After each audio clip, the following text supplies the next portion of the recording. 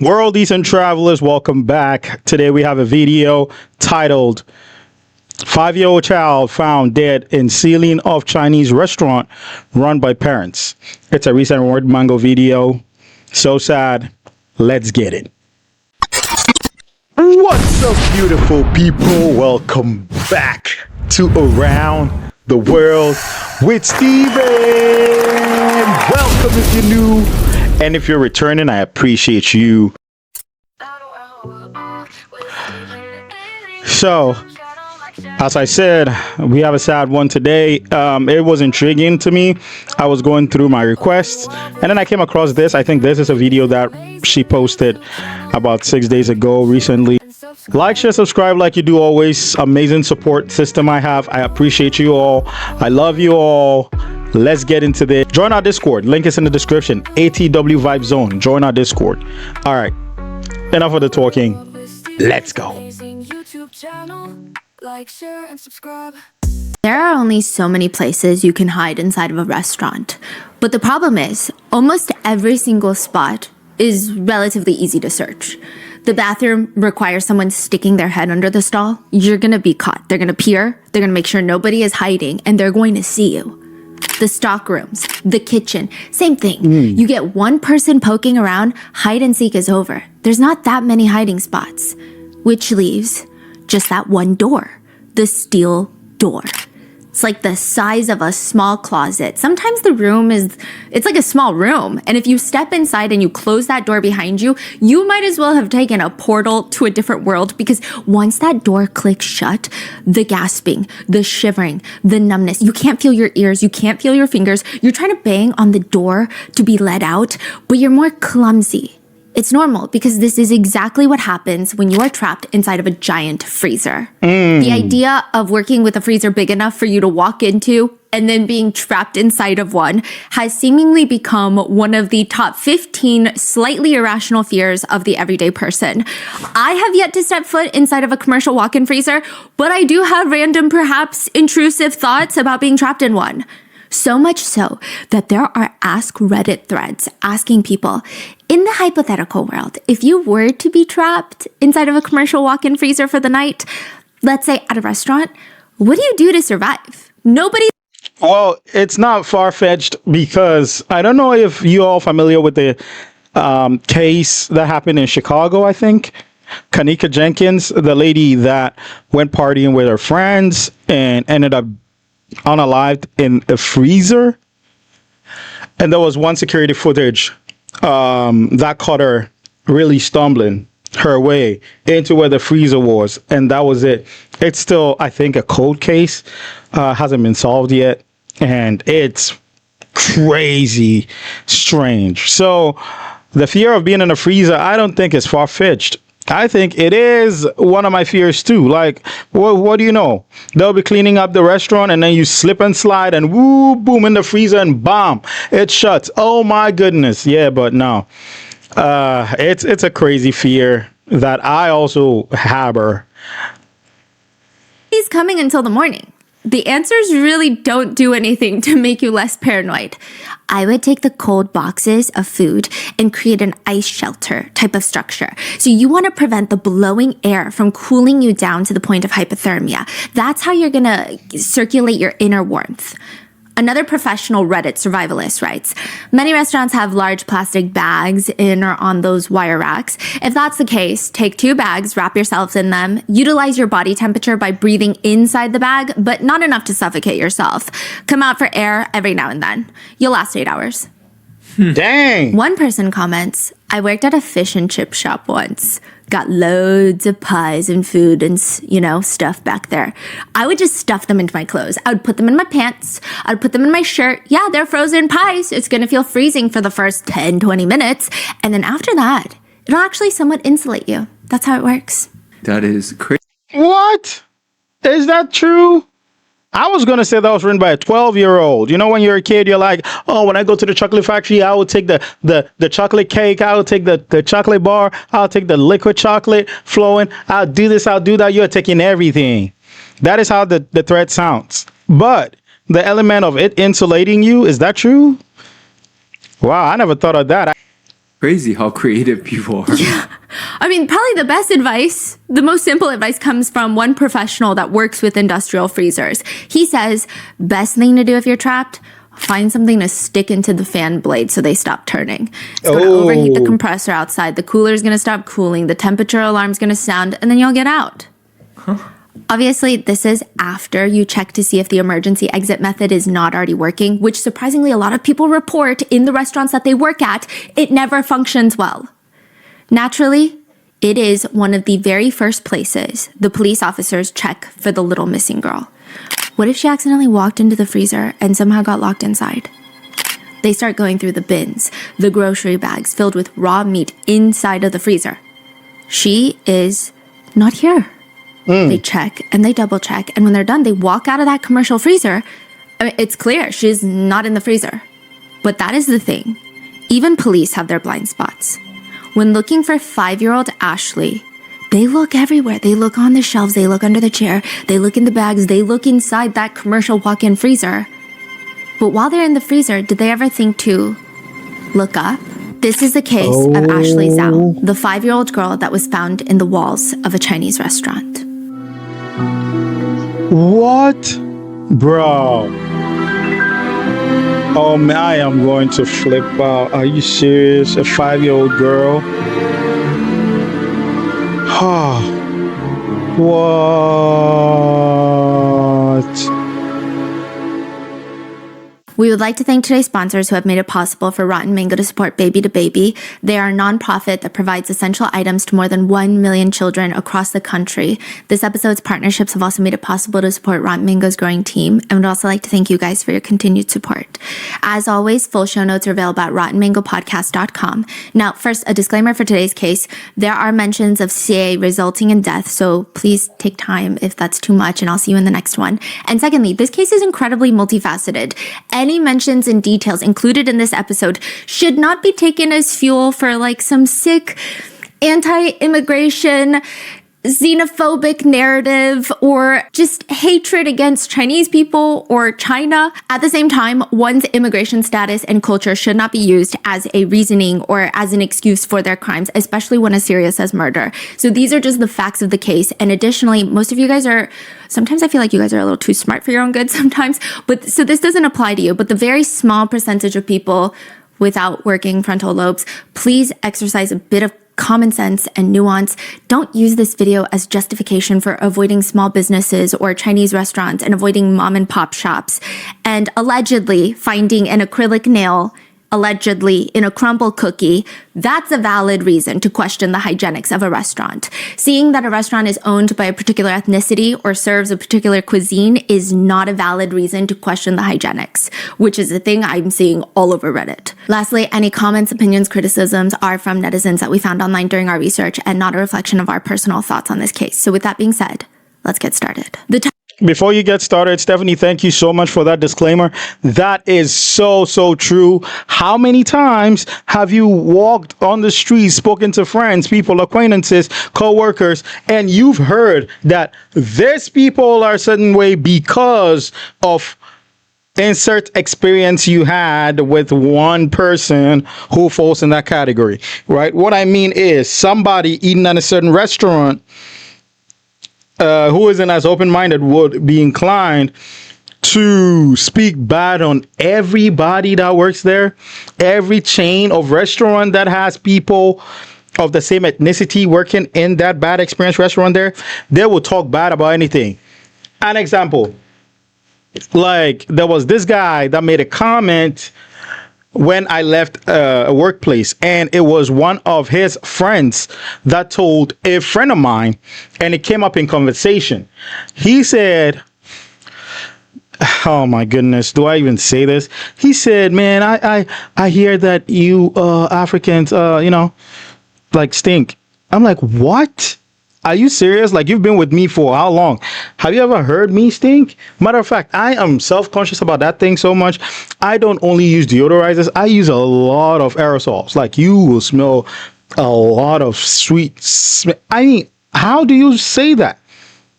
You know, if you've had a bad experience with somebody, Don't lump everybody into that. That is crazy. So that is a good disclaimer. This Chinese restaurant doesn't mean all Chinese restaurants are bad and all Chinese people do that to their kids. It is very shallow-minded to say that. So I like that disclaimer so much. Top 4 most dangerous jobs in the United States. Can you guess them? Probably like a lumberjack or something. Yeah, logging workers. Logging worker. So logging workers is the most dangerous. Then pilots and flight engineers, oil, gas, and mining. And then number 4 are roofers. And there's 2 roofers standing up on the roof on top of this pet store. It's 15 feet tall, so it's not like the most dangerous roof that they've been on, but they're being cautious. They get up there 10 a.m. They're trying to beat the afternoon sun. One of the guys, he gets close to the edge of the roof. He's just staring into the parking lot. He's like zoning out while he's waiting for his partner to get done with his part. And he sees this SUV pull up. And he says, nothing was out of the ordinary. I wasn't expecting anything, so it just seemed like a normal day. He watches the man get out of the driver's seat. A woman gets out the passenger seat. They don't talk. The 2 of them go to open the back door where they pull out a young little girl, maybe 5, 6 years old. They take her out of the car seat, cover her face with her purple winter coat because it's freezing outside, and they walk away from their car. It's a pretty anticlimactic experience. I mean, he almost forgot the entire thing until the police start questioning him. Because by the time that he saw the 3 of them, the man, the woman, and the little girl, one of them was already dead.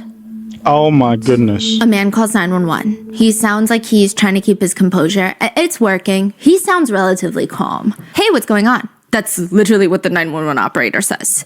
Hey, what's going on? I can't find my daughter. Hey, how old is she? 5. She just turned 5. When's the last time you seen her? This afternoon, probably. Around what time? 3, maybe 4. Why? So you haven't seen her in 5 hours? So he's calling around 9 p.m. and saying he hasn't seen his daughter since 5 p.m. This is a 5-year-old little girl. So it's not even like I haven't seen my 13-year-old daughter who went to her friend's house. What was she wearing? She's wearing a purple winter coat. I don't know what those things are called, but they're not jeans. They're like... Like leggings? Yeah. What color were they? Grayish. Okay, and you haven't seen her in 5 hours? About, yeah. I mean, she was there sleeping. Where was she sleeping at? In the restaurant? The man is explaining that he and his wife own this restaurant, which they have this little mattress in the back, a tiny little mattress where sometimes one of their 2 daughters, so they have a 6-year-old daughter and a 5-year-old daughter, and the 5-year-old is missing, and sometimes they just sleep in the back while their parents are working, and now she's gone. She was sleeping there. I picked up my older daughter from school. We all saw her sleeping there, and we went to work, and we let her sleep, and we got busy, and then after I got busy, we started cleaning up, and then we opened the door, and she's not there. Do you have it? But for how long though? Like from 5 p.m. and you calling at 9 p.m.? And it doesn't sound like he sounds frantic. I get it. Like everybody processes things differently, right? But man, if I had a daughter and my daughter is gone, bro, I can imagine how frantic I'll sound. Like, hey, like come out here, help me out. Let's look for my daughter. And it's not gonna take 4 hours. I can promise you that much. 30 minutes, if I'm not finding my daughter, I am looking for her, calling 911. In 30 minutes, my wife's probably calling family members, asking if anybody swung by. We're looking in everywhere, and I'm calling 911. The most will be an hour. But like 4 hours, bro? I mean, dang. Any security videos or anything in there? No, we don't have any security cameras in the restaurant. We've been here for 6 years, never had security cameras. But we all saw her, all of us. Like my wife, myself, my older daughter. When we came back, when I picked up my older daughter from school, we all saw her sleeping there. Okay, were there any suspicious people that came into the restaurant at all? Do you think that she could have walked out? Could she have run away? I have no idea. I mean, she was sleeping in the back. It's kind of hard to say. None of your employees had seen her? There's only 2 of us in the restaurant, just myself and my wife. There's nobody else in the restaurant. There's only 3 people in the restaurant right now. Okay, when you guys left, who was there with you? Who was there with your daughter when you guys left to go get your other kid from school? My wife. I got my other kid from school. So I picked up my eldest kid from school. My wife was at the restaurant with the youngest kid.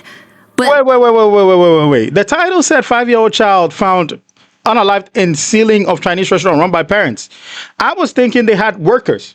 That will probably, like, one of them probably is but it's just you two with your two daughters. Come on, man. Are you serious? You went out, came back, couldn't find your daughter, and your wife was the only one in the restaurant. Because right now, what I'm thinking is, it is close to impossible, but it is possible. There's just a sliver of possibility that somebody came in, unalived the child, and put her in the ceiling. The child cannot climb to the ceiling. That is a 5-year-old child, unless she was born a ninja warrior, which is not true. So somebody probably put her there. And I was thinking they have workers. Oh, is it one of the workers? Oh, was it the worker in the beginning that did that? Because I can't believe the parents would do that. But, well, let's see. When we came back, she's here. The little girl is here. My wife is here. The restaurant is open. The restaurant's always open. I usually open up. I drop my daughter off at school in the morning, and then we come here to open up the restaurant, and then I go pick her up. Okay, right now, though, when you left, you said your wife and your daughter left to go pick up your daughter from school? No, I didn't say that. I said that my wife is here all the time. Did you hear the whole thing? Yes. Was he contradicting himself, or? I would say that I think she was having a hard time understanding. I don't think that he was blatantly contradicting or anything was particularly alarming about the 911 call. I think the only thing that I would take away from the call that was like a little is that he seems a little calm. However, that could be seen as a positive trait of a father trying to get a goal done, a mission done. Mission done after 4 hours, though? Like, the restaurant was open, 5 p.m.? And then you call at 9 p.m.? Or the girl was missing at 5 p.m. and you call at 9 p.m.? And you're still, like, focused, getting the mission done, like, so calm?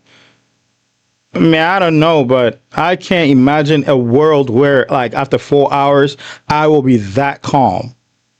I mean, I will be composed, but my voice would be yelling. Like, it would be like a sense of urgency. You could hear urgency in somebody's voice when they talk, right? Like, it'll be a sense of urgency. Like, get your ass here, please. Like, I need to find my daughter. There was no urgent, like, in my opinion, I may be wrong. And maybe that is how he talks. But in my opinion, I didn't find urgency. You can be calm and urgent at the same time. You don't have to yell, but I expected some kind of urgency. I didn't find that.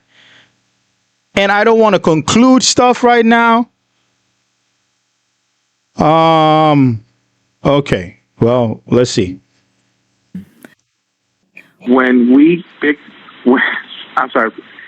I meant was myself, okay? When I went to pick up my daughter, when we came back, myself and my daughter, not my wife. My wife was here the whole time. When we came back. So your wife hasn't seen her since around the 4 or 5 o'clock either? Yes. He explains they saw her around 4 or 5. Everyone. The 6-year-old saw her, the wife saw her, the husband saw her, everybody saw her sleeping, and then the dinner rush came. They were fixing up the dinner rush. Afterwards, they went to check on her and she's gone, and it's been 5 hours. 5 hours, Maybe she managed to walk out the back door. And if that's the case, she maybe has a few more hours left. Because if she's been out there for at least a few hours, and it's 6 degrees outside, she doesn't have a lot of time. 6 degrees Fahrenheit? Yes. If the walk-in freezer is the worst case scenario, at least on first glance. Oh my This is goodness. the second worst case scenario. Ashley, 5-year-old Ashley, being lost outside in the cold. A lot of health inspectors do not like to eat out at restaurants. It's just not a fun time for them. You want to eat dinner with a health inspector, you're probably going to go to their house. Man, pause with the health inspector talk. Now that makes even the father's call more concerning. It was 6 degrees outside. Right? I'm still on the call, man. It's too calm for me. I can imagine if an aunt or an uncle or a relative is being that calm, not wanting to freak the parents out. But it's 6 degrees outside. It's like winter outside. It's cold. And you can find your daughter and you're like that calm. Like, I can't, like I said, no urgency, man. And I don't want to conclude stuff. Come on. If that was my daughter, man, that whole neighborhood, companies will have to shut down to look for my daughter, to help me look for my daughter. I'm telling you, like, I'll be on the phone, bro. You don't know. It's understandable. Maybe it's safer to cook at home when a ton of restaurants they're inspecting are clearly doing what they call fire drills. You think the health inspector doesn't know what's going on? They know. Manager, owner, eyes get huge. They start ordering employees to do all sorts of tasks. You over there, you over there. They're like managing a drill to cover up all sorts of potential violations, which usually results in creating more violations on the spot. Or some of them try the distraction method. Divide and conquer. They send people to bombard the inspector to get all their attention so they can't actually focus on the restaurant, and the inspector is thinking, that's not working. Sometimes I heard they will have they will form a clique with all the restaurants nearby. Yes. So usually when it comes to one of them, they will alarm the others. Yes. Like there are so many ways around it. I think the health inspectors are the citizens' number one friend and the restaurant's number one enemy sometimes. Very true. I worked at a lot of places where, like, I do not know how our managers and supervisors got to know the inspectors were coming. They'll call everyone and say, hey, they're coming to inspect the place. Y'all better start sweeping, pick this up, pick that up. Like, we stopped doing our tasks for the day, and then we're picking stuff up. And I'm like, come on, man. Really? You have to wait for the inspector to come? But how the heck did you even know there was an inspector coming? And then what they don't know is ordering us around to do stuff might cause other violations, right? Like, you are focused on getting something done, picking up the trash, right? Or placing something right. And then you're moving so fast that it can be a slip hazard. You could spill something on your way. Like, so yeah, that is, I don't know why people won't just do the right thing and not worry about inspectors, but I guess that's rich people for you, man. You got to do what you got to do to get a buck. And then when the inspector comes, you just put everything in place. And then when they're gone, you're like, yeah, back to normal. It's crazy. And one of them just goes by this rule. One health inspector, he said, go to the bathroom. Before you order, go to the bathroom. Usually in most restaurants, the bathroom and the kitchen are in very similar conditions. Yes. One health inspector writes online, at one busy restaurant, there was a bucket under the prep bench. And I thought, what's that bucket? I walked up to it. The chefs were peeing inside the bucket instead of going to the bathroom. Another says, I do remember a steak being returned once. Flipped it over.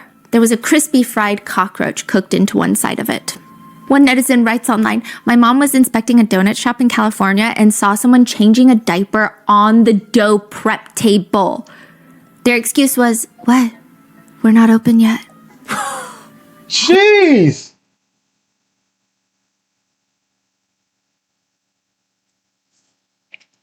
What's up, babe? Yeah, we're not going to eat out anymore, man. Yeah, they're putting kids doo-doo on the table, and chefs are peeing. Yeah, they're peeing in buckets. They don't even wash their hands. No. Yeah, we'll just do it. We'll just do it at home. All right. Woo! We ain't going out no more. What? People say, I've seen soup being prepared in 5-gallon Home Depot buckets on the floor. I've seen soup being prepared without utensils, just using a bare arm to stir the soup. Someone said, I discovered, as a health inspector, one of the local restaurants had been washing dishes in the lake behind the restaurant. Another said, I'm not a health inspector, but I worked at a major fast food chain. I had a coworker that would lick her index finger every time she peeled a slice of cheese from the stack of cheese to make cheeseburgers. It was as if she was trying to separate a sheet of paper from a stack of papers. I would watch her do this all day long. I never said anything to the health department, but I sure as hell never ate the cheeseburgers. Yeah, you're a problem, man. You're a problem. What if I ate that cheeseburger, man? Where is that cheeseburger at? I mean, have I gone close to that place? Have I eaten their cheeseburger before? Have I eaten some lady's spit, like put the thing on it, and I didn't know about it? Oh my god! Look, it's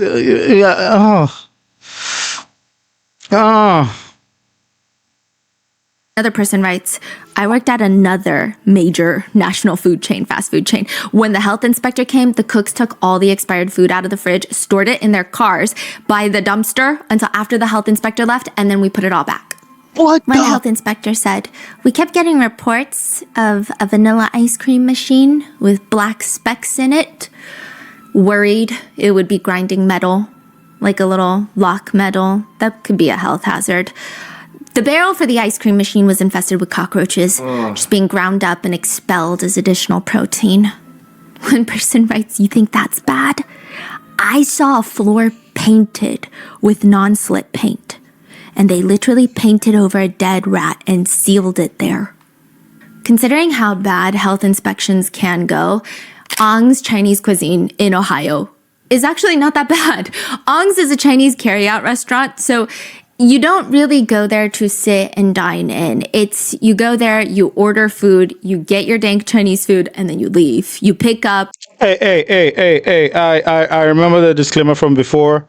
My reaction is not to all restaurants. There's some restaurants that follow protocol. There's some restaurants that are clean, that are doing everything by the book. And there's some restaurants that like to put extra protein from cockroach. Bro, what the heck, bro? Bro, my stomach is churning. My stomach is churning, bro. What? Don't take it as though, like, all restaurants are like that, though. But it's going to take a while for me to eat outside without peeking to the I'm going to every bathroom first, man. If your bathroom have paper towels on the floor, if your bathroom have pee on the floor, it means they're peeing in buckets. If your bathroom have paper towel on the floor, it means they're throwing things around. Bro, the cheese thing is disgusting. Come on, man. You do to-go orders. You have some tables lined up with some menus and like the soy sauce containers with the chili oil containers. But most of the time, you see a row of people standing on their phones waiting for their takeout. Yes. Most of Ong's Chinese cuisine violations include chicken thawing on a rack at room temp. Food should be thawed under refrigerator or running water. Chicken that has been cooked is cooling at room temp. Food should be cooled by placing in shallow pans and placed in the walk-in cooler. And then lastly, chicken has been repackaged into disposable grocery bags. Food that is repackaged must be repackaged into food-grade packaging. These are comments from the inspectors? Yes. Now, regardless, once these problems are fixed, they pass all their health inspections. There's really nothing notable in any of their health inspections, except one that is taken by Inspector Christina, but none of the customers really care for it. January 4th, 2017, she says, while conducting my inspection, I noticed a little girl hunched down in a small toddler chair in the dry storage room. It caught me off guard because of her presence and demeanor. I only thought the owner and his wife were there. I asked the little girl how old she was, and I got no answer. And I stared at her and I said, "Are you 3?" She responded back, 5. The girl remained in the same spot during the whole time. I was inside the facility approximately 90 minutes. I asked the male owner if she went to preschool or kindergarten, and he reported she went to kindergarten, but I don't know. There was a blue table in the facility by the hallway of the kitchen, had coloring books, crayons, a baby doll, another toy. It was just so strange, though. I don't know. It was so odd. The little girl was so quiet, and she would only stare at the floor. I thought she was in trouble for something, but I'm not sure. I just thought it was so strange the entire time I was there. I didn't even know she was there, too. Damn. It was like she's like a little ghost. Is this an interview? Or is it... This is a written formal statement, an interview with the officer. I see. A few weeks later, that little girl, 5-year-old Ashley, goes missing. Boom. I'm starting to connect dots. And I'm sorry if the dots I'm connecting is wrong. I apologize for that, but that is for a later time. Now, further doesn't sound too concerning. Inspector goes by and the girl is recluded, staring at the floor, didn't even answer the first question or the question the first time. Answered because the question was asked the second time, was just at one spot. That is not a typical behavior of a child. Children like to run around, and even if they're yelled at for running around, if somebody talks to them, you see some enthusiasm, or if they don't want to talk to you, they don't show enthusiasm, they walk away or something like that. That child, I think, Was she being mistreated? Is what I'm asking. It looks like it. It looks like it. And I'm not putting anything on the parents yet, but it's looking like the parent, man, the parents. Liang's Chinese cuisine restaurant technically has 4 employees. You've got Liang Dao, so Liang, the dad. You got Ming Ming, the mom. Jojo is the 6-year-old daughter. This is a nickname. This is not her real name, but they refer to her as Jojo, but it's not her government name. And then Ashley is the 5-year-old daughter. So there are the 4 employees of the restaurant. Nobody else works there. It's just the 4 of them and a 300-item menu. And every single person that walks into the restaurant to order, the approximately 5 to 8 minutes that they wait for their food, they will all have very different feelings about this family. A former delivery driver does mention that Ming Ming and Liang seemed like good people. However, I always thought Liang wanted a son. He would say, I want a son, but he didn't have one, and I think it bothered him. Do with that what you will. Others think it's just a little bit much to run the entire restaurant with the 2 of them. I mean, they do the cooking, they do the front of the house, everything. I imagine the hours are pretty insane. One fellow parent at the local elementary school says, my daughter was friends with their oldest daughter, Jojo. If they wanted play dates, I would have to bring my daughter to the restaurant. But the family unit as a whole is pretty wholesome. I don't think I ever caught them at a bad moment. This is a direct quote from neighbors. Like, these are direct quotes from people that knew the family. They were always very polite, a little reserved. The family seems very private, but the 2 girls, by all accounts, seem like daddy's girls. Yeah, I think I'm sorry for even trying to insinuate that the parents had something to do with it. It looks like they were busy. They were really, really busy to run a restaurant, just 2 of you, bro. Have you ever been to a restaurant where there are a lot of people behind the counter and they are still bumping heads, like trying to figure out how to serve everybody? And to think that it's just this mom and dad running the whole thing. You come, you make your order, you wait, that 8-minute window is preparing your food and taking another order. That is crazy. That is serious overworking. But it is prevalent in the immigrant, circles, right? You see where a lot of people try to go above and beyond to not just earn a living, but to be able to put food on the table and stuff like that. So if they're that busy and daddy went to get the other child, or mommy went to get the other child, somebody probably snuck in and did that. Yeah. Somebody snuck in and did that, because I'm thinking if something like that happened, they're probably customers inside waiting for food anyway. Somebody's going to see something, right? And they couldn't carry the child to the attic, come back and serve food. Man, this is confusing.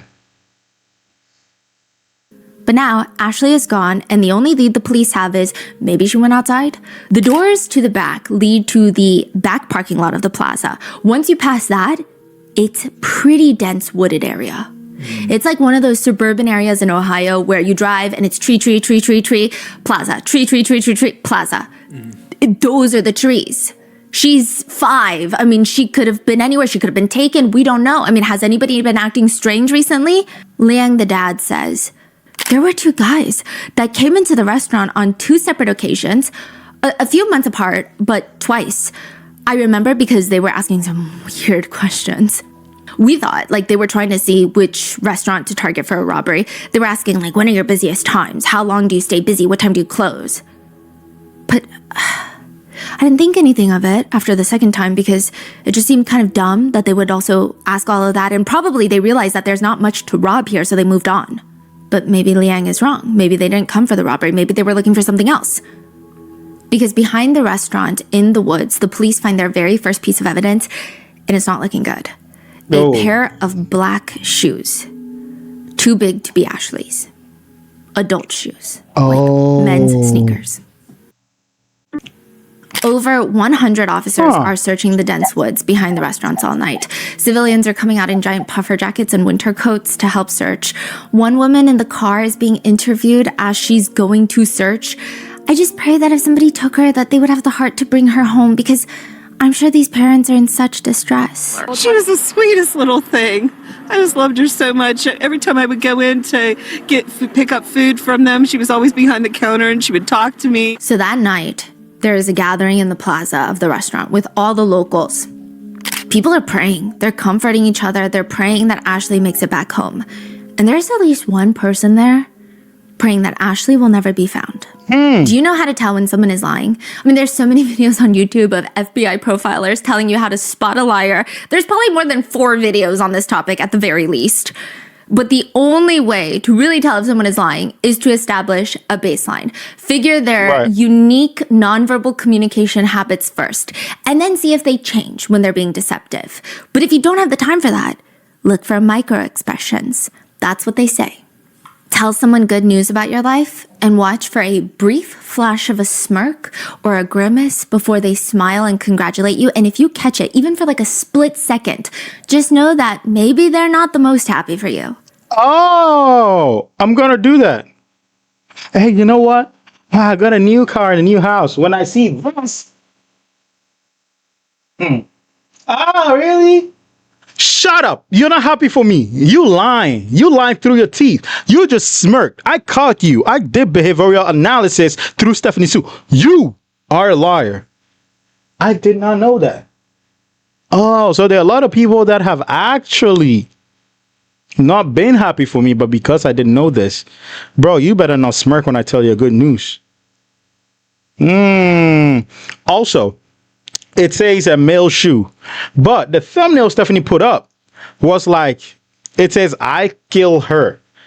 And it looks like a female. What I'm thinking is somebody had a perpetrator with them to do something to the child. Now the parents are still in the scope. Now I have the parents. I have a relative that swung by. I have customers. Yeah. These are my 3 top suspects. The parents probably had a perpetrator who probably left their shoe. Or a customer who was trying to talk to the kid, lure the kid and stuff like that. Or who else? Oh, I forgot. Probably one of the health inspectors did that too. Like, yeah. Or sometimes it's below the table signs, which actually works. There was a K-drama clip that went viral recently, but there's a reason that it went viral because humans have a very distinct way of communicating. The clip is of a guy and a girl meeting up at a coffee shop. The girl starts crying. The guy gets up to get her tissues, feeling bad for her, but as he's walking back to the table, her back is turned to him. She's still sitting at the table crying. He stops because just from looking at her back, he can tell her body language and she's lying. She's not actually crying. Can you guess what that body language is? Like chest up? Like shoulder straight? No, she's hunched over crying. But she's shaking her leg. No. Yes? Her foot is moving up and down. She's rocking one foot. Her legs are crossed and she's rocking one foot. You lying, bro. So, I think I need to get into this behavioral thing. Bro, she was crying, but from behind, he saw her foot going up and down. She's crying with her mouth and her foot, so that's not possible, huh? Oh, wow. I found 2 things. I'm going to test all my quote unquote friends and weed the fake ones out. Yeah. Which typically doesn't happen when you're crying and distraught. It's very inconsistent. So clearly when adults lie, there are inconsistencies. But is it possible for a kid to lie? I mean, one could argue it's nearly impossible for kids to lie. I actually hate that thing where it's like all kids lie. I get it. Kids go through a phase where they test boundaries and they learn how to communicate. But I think it's nearly impossible for kids to lie because most of the time adults will be able to spot it. They're not the most advanced at hiding their deception. One of the detectives on site, searching for Ashley, spots her older sister, Jojo, sitting off to the side. He decides, with consent, to ask Jojo again exactly what is it that she saw in that restaurant. Jojo glances around. She makes sure that nobody's eavesdropping, and she whispers, "Mommy and Daddy said I can't say what happened." Whoa! You see? Bro. Oh, the kid. They did something. The kid saw it. So they told her, you can't say, My goodness. So that was the mom in the thumbnail, I guess. Oh, that is why the dad, you see, it's all connecting. It's all connecting. You're busy for your customers, but you're not busy to unalive your kid. Bro, let me hear. Maybe the kid is lying. Bro, you've got to be kidding me, bro. What? What? I don't really know. I'm not sure. Mommy and Daddy said I can't say what happened. Suddenly, the detective is staring at Ming Ming and Liang from across the restaurant. And it's not adding up.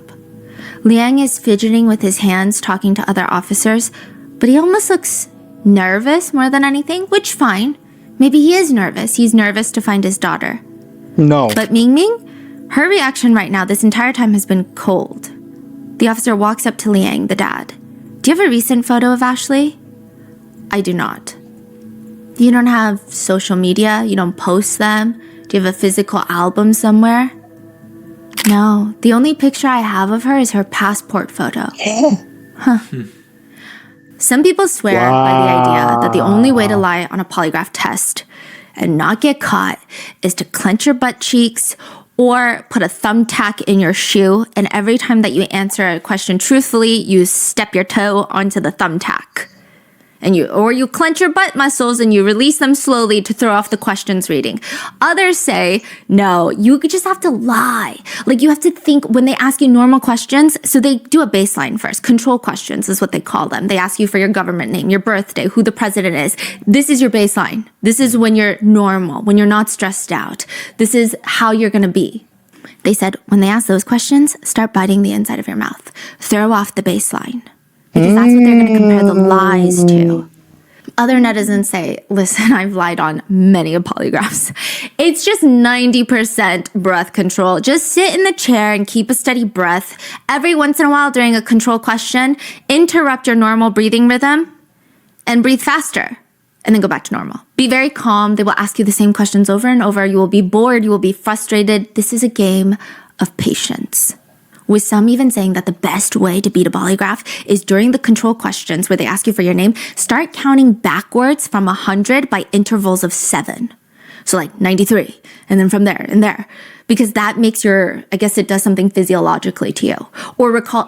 Oh, so all Stephanie's saying is that if you look at people that have beaten polygraphs or people that think they know how to beat polygraphs, all it is just distort your baseline, because your baseline is how you actually act on a normal basis, how you laugh, how you react to funny stuff, how you react to sad stuff, how you react like without light or truth, like your normal way of reacting to stuff is your baseline. So they first ask baseline questions to get your baseline on the polygraph, and then they start asking the questions that will determine whether you're lying or not. So if you answer a truthful question, it's definitely going to show your baseline. Now, if you lie, something is going to happen. Your heartbeat is going to be faster. You're going to start to sweat. You're going to start being nervous, and that's going to throw off your baseline. So that is like, now you're being deceptive there. You're being deceptive there because you answered all these questions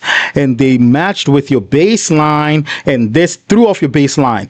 So what Stephanie is saying, and all the examples she's given, is if you want to beat a polygraph, throw off your baseline even in the baseline questions. If you breathe faster than you normally breathe, that is throwing off your baseline. Only you know that. So now your baseline is going to be like you breathing faster. If you lie and your heart rate is faster or you're breathing faster, it goes with your forged baseline and you're not going to be detected as a liar. So that is crazy how people are able to determine that. Like putting thumbtacks in your shoe, where like every question you're asked, you step on the thumbtack so that every reaction that the device records becomes your baseline. So if you lie and it records a similar reaction, it is not going to be, your baseline is going to be thrown off. It's still going to align with your baseline. I don't know if I'm making sense. I better stop talking. I'm probably not making sense, but yeah.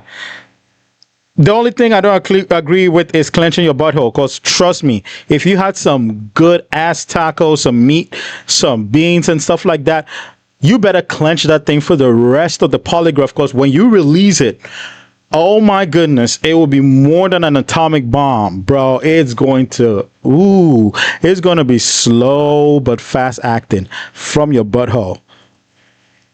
Emotionally charged memories during childhood to trigger physiological responses that are going to throw people off. It's actually pretty terrifying how a lot of polygraph administrators cannot tell when someone is using a deceptive technique.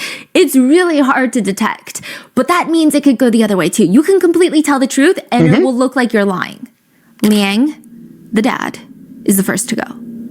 He's welcomed into the interrogation room. He's wearing a black hoodie, dressed comfortably. But first, the control answers. Do you have any idea what the reason is for this test? To see if I hurt my daughter? Did you hurt Ashley? Answer truthfully by saying the word yes or no. Oh, he's going through a lie detector Yes. test? No. If I were to ask you right now, you physically have anything to do with Ashley's disappearance, what would the truthful answer be? No. Have you ever had any psychological counseling? Yes. When was the last time? About a month ago? What was going on? What were you having a hard time with? My wife's immigration case. Oh yeah, what is going on with that? Is she going to be deported or something? So Ming Ming is trying to get asylum in the United States, but it's not working. I don't know. Maybe. But you're an American citizen. Yes. And your wife can eventually become a US citizen. My mom did the process as well. It's harder than it looks. So what are you feeling? What were some of the things emotionally that you're feeling? That my wife might get deported. Okay.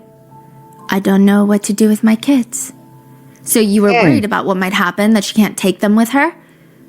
I don't know. Even if she did, I would still have to support them. On Tuesdays, that's the only day the restaurant closes. What do you do on your day off? I pretty much do stuff for the restaurant. So you don't have any hobbies or things you like to do? I like to draw, play some games. He's very calm. What is your greatest ambition in life? Wait, how old are you? 34.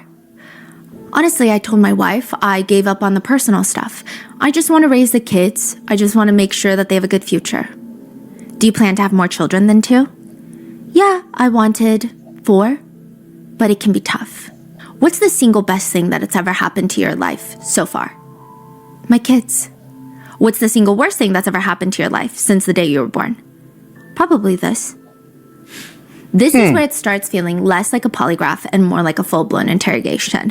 A lot of people would categorize this type of interrogation like being buried alive. So I think it's very interesting when you watch a lot of interrogation tapes, each one has vastly different pacing, but they're all kind of across the board can fit into different categories. And it always depends on probably the interrogator themselves, how much evidence they actually have on the subject, and then the subject themselves. Each personality is going to be different. But this one is such a clear categorization of being buried alive. Just soil collapsing on the subject. The overlying feeling is supposed to be every lie you tell buries you deeper and it becomes suffocating. Mr. Zhao, I think his name is, the kid's dad, is confusing me right now, because you can see an argument for him being guilty and you can see an argument for him being calm and composed and that being his baseline. Now, if that is his baseline and he was calm throughout the polygraph, let's assume that is his baseline. It means that the 911 call showed he was not distraught, because that will go against his baseline, right? Or how he normally acts and answers questions and stuff like that. Like, that was within his baseline. So that is an argument where you can argue for him being guilty. Like, he doesn't feel any emotion. He doesn't care. Like, he called them and that's how he talks on a normal basis. So yeah, he is guilty. Arrest his ass. Or he just wants to find his kid. There are no outliers where you can point to deception. So he's not guilty. Man, The interrogator asked Lang, "Why did you agree to take the polygraph today?" "I didn't know. I thought I had to, you know? Has Ashley ever run away before?" "Run away? Run away from home?" She went out the back door before." "Okay. I'm just talking about, is she the type to kind of run off and go?" "No." "You say she ran out the back door, ran out of the back room at the apartment?" "No, at the restaurant."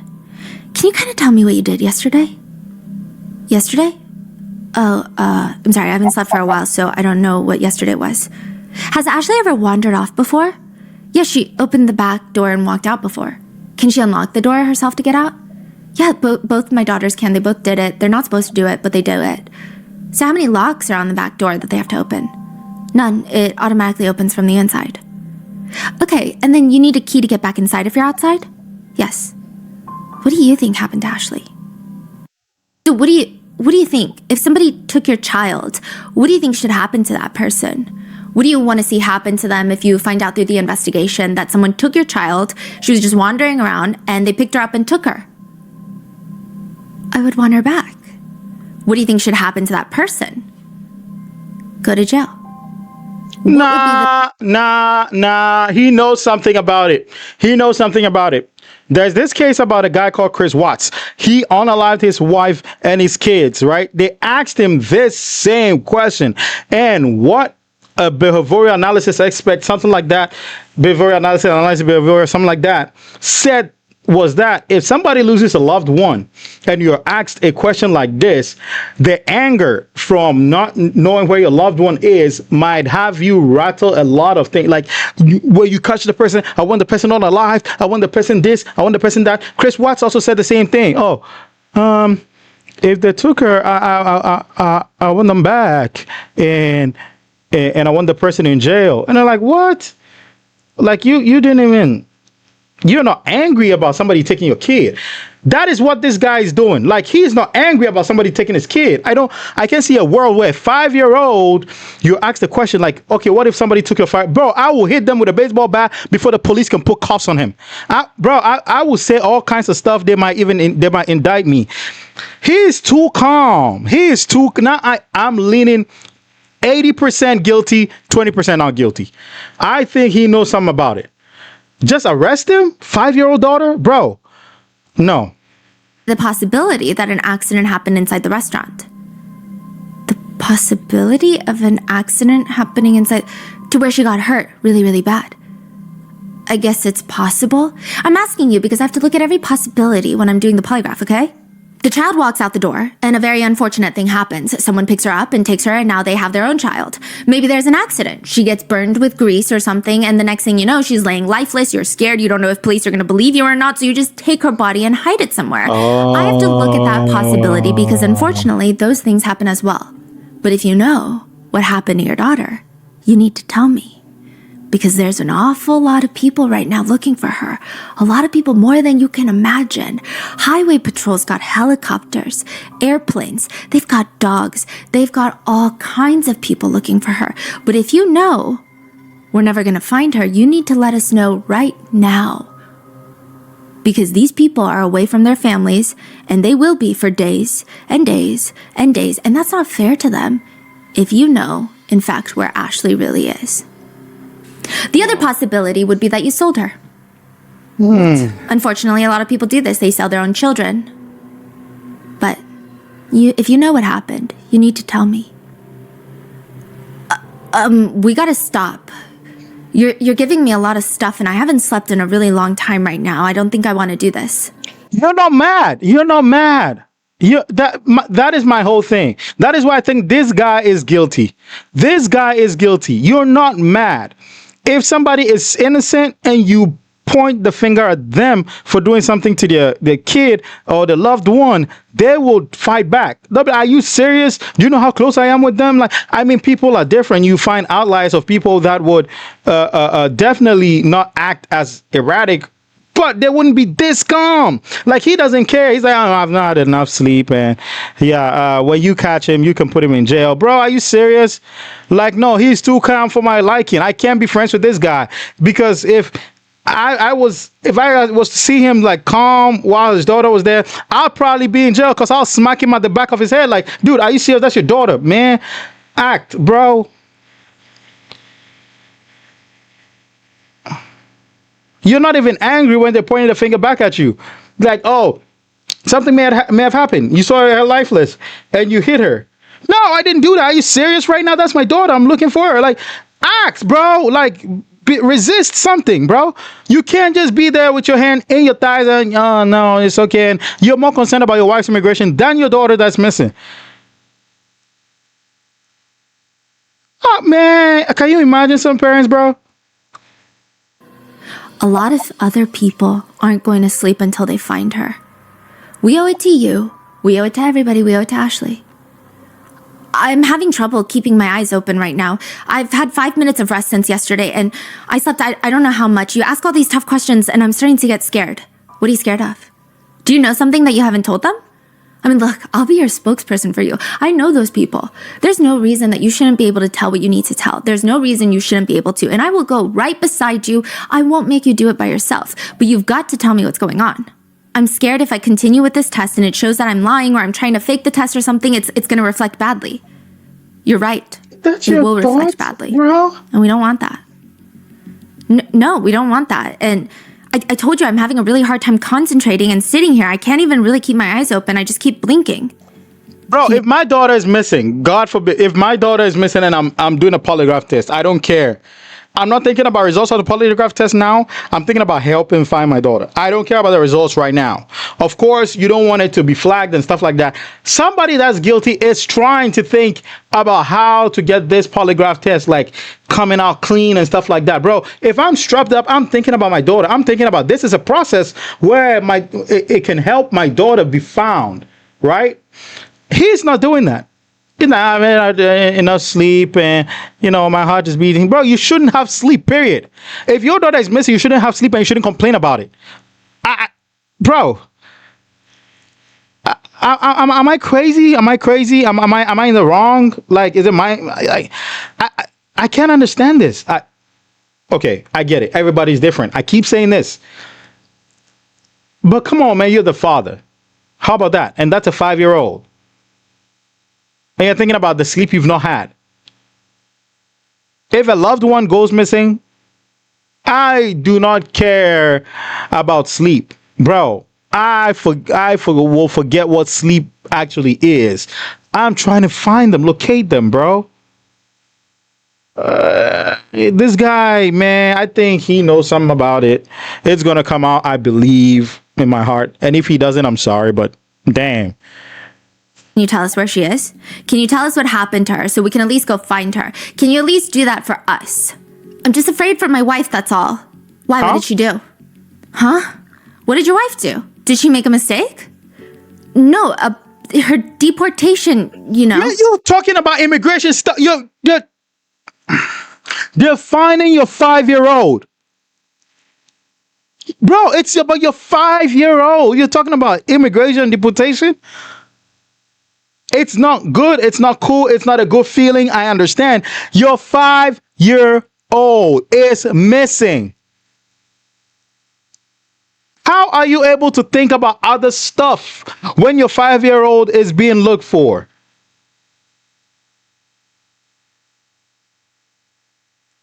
Man. I get that, but I don't care about that. It's not about your wife. It's about your daughter. We just want to find your daughter. No, my whole family is going to fall apart. Can I just go home first? I know you know something.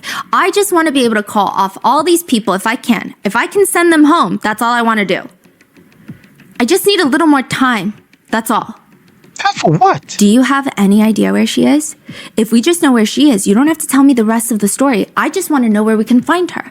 I just need a little more time. Do you know where she is? Would you tell me that? Do you know where she is? The longer this goes on, and then they find out all along you could have stopped it and you didn't, gloves are off. There's nobody that's going to deal with you. Nobody's going to feel sorry for anybody, and it's going to get really ugly. And I don't want that to happen. There's no reason for that. I don't want it to happen. You don't want it to happen. You don't have to explain to me, but at least let us go get her. That's all we want to do, so that we can send everyone home so they can at least spend their evening with their loved ones. I know, I understand. Okay, I really do. But you know, it's not just my wife, it's my whole family that's gonna... Can I just leave? Can I just leave for a little while? Just let me go back home to my wife and see my kid. I just want to see my kid. You're not gonna tell us, are you? I just want to see my kid and my wife. I want to help, but I can't help if you don't help me. I'm gonna reach my arm out to you. I'm gonna reach my hand out to you. Take my hand. I'm here to help you. Look at my hand. It's shaking. It shakes This guy when is I'm nervous. guilty. But I'm putting my hand out to you. Please. It was an accident. I knew it. We didn't mean for this to happen. What happened? Did she fall? I knew it. I knew it. The more this thing went on, I knew that this idiot was guilty. No reaction, so calm, didn't care. I knew it. But sometimes, you can't just, bro. I knew it. He was too calm on the call. He was too calm looking for her. He came, sat down, and was like everything. Had more reaction about the wife's immigration than your 5-year-old daughter missing. Had more reaction about that. I mean, it's also a blatant case. It's this man. You see. But how?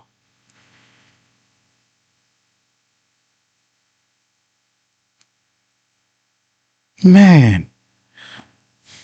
No. Something gets spilled on her? No. Somebody fall on her? No. Was she playing and she got hurt? No. Just tell us so we can at least go get her. I mean, I'm still gonna go to jail. Yes. But what did you do wrong? Why would you go to jail? Because I hit a dead body. The police are searching for Ashley in the woods and near the restaurant. They unlock the front door to Eng's Cuisine. This is not their first search of this entire restaurant, but now they know for sure that they're looking in the right direction. They start combing through the entire place again, but this time with a lot more patience. They go through the kitchen, the walk-in freezer, the messy storage room, the tiny closet with the mattress in there. And why is there a ladder propped up against the wall, leaned above where the walk-in freezer is? So on top of the giant commercial walk-in freezer, there's a crawl space. And they shine the light. Look, the tiles are not even. Get the ladder. We gotta go up there. So the lie detector test was when was that taken? The next day? The next day. So they've been searching. They called at 9 p.m. They've been searching all night into the day, and the lie detector test is taken.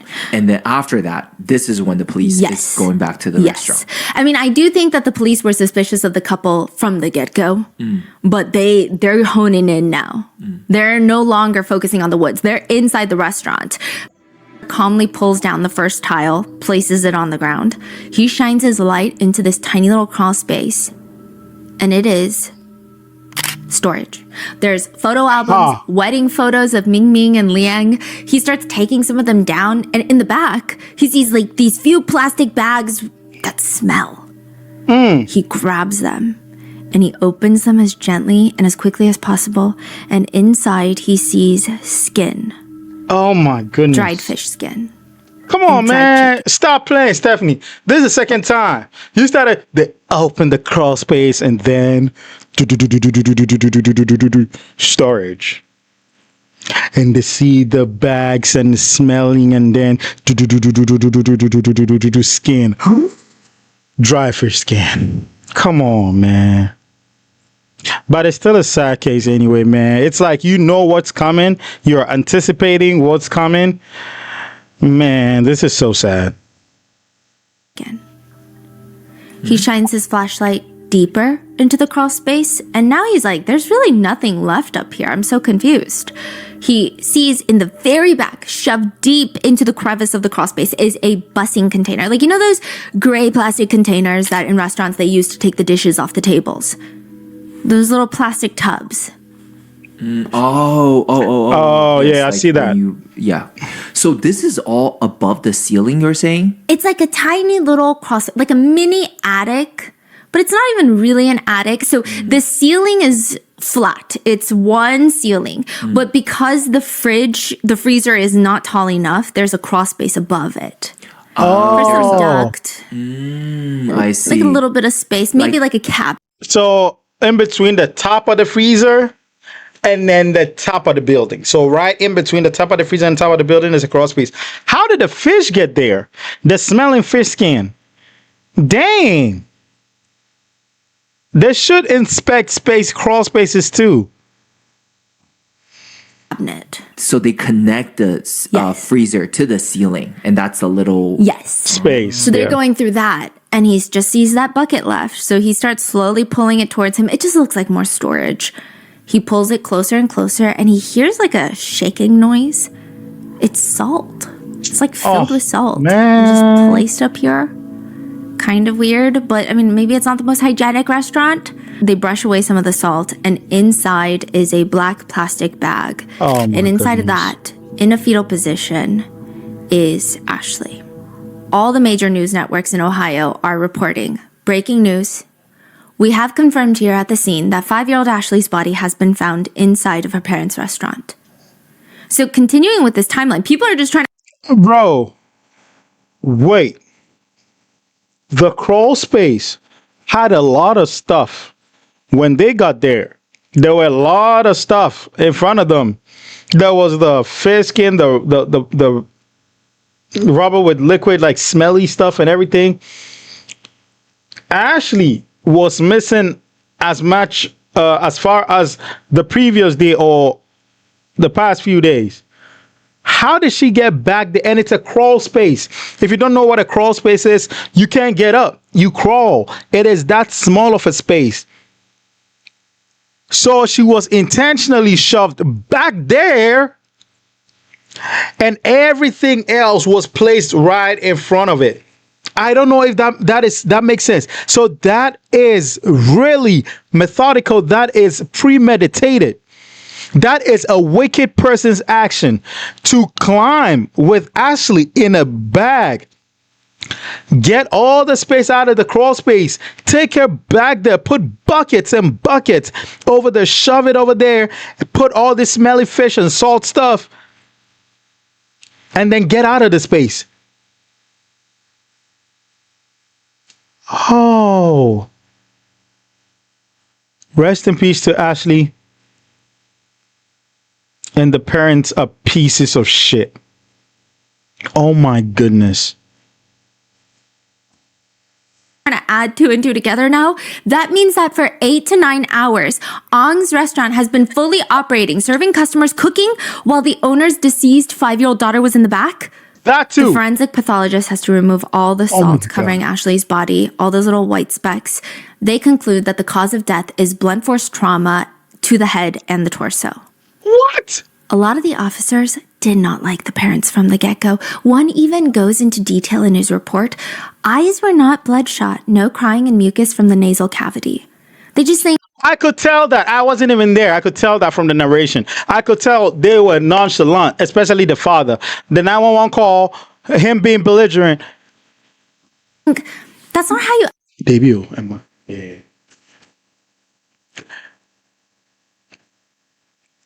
The 911 call, him being belligerent, like him not being belligerent, him not showing any emotion, him not doing any of that. I could tell he was not going to shed a tear. You put your daughter up there and you serve food. Like nothing icks you. Like, I mean, nothing even like stop. What kind of parent? What kind of parents are these?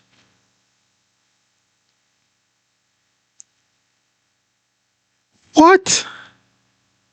Oh yeah, now your wife is going to be deported because she's committed a crime too. Because I don't believe his wife didn't know anything about that. I do not believe that. Because it'll take somebody to serve the customers while the other is climbing through the crawl space. It was just you two working over there. The 6-year-old couldn't have done that. Dang. Act when your child is missing, unless you're not their parent. Ming Ming and Liang have been telling Ashley for months, I am your mom. This is your dad. That person is not your mom. Stop calling them your mom. I'm your mom. But it is not clicking with Ashley. Every time she sees Ming Ming and Liang get intense about all of this, she starts crying, she starts acting out. Ming Ming explains to the officers it's because Ashley was raised by Liang's parents, her paternal grandparents, ever since she was young. Ashley literally thinks that Liang's mom, her grandma, is her real mom. Right, so act like a mother. so she can make that transition in her head, because she grew up knowing your mother-in-law was her mother, right? That's Liang's mom, so that's Ming's mother-in-law. She grew up knowing that. So your dumbass should know that that is what's clicking in her head. You want to be her mother, or you want her to acknowledge you as a mother. That is fine. That is totally fine. Start acting like a mother to the point that it is undeniable in her head that, oh, you know what? You my mother now. You taking care of me now. You take me out now. You do stuff for me now. You talk to me. You make me happy now. I'm happy to come to the restaurant to meet you and daddy cooking now. You don't yell it at a child. Are you kidding me? She's 5 years old. She's 5. How can you yell that to a child's head and automatically transition? She's lived from 0 to 4 years with your mother-in-law. That's 4 years of her 5-year-old life. You think she should just make that connection and transition that you're a mom all of a sudden? It will not click until she sees something. Parents. These are her parents.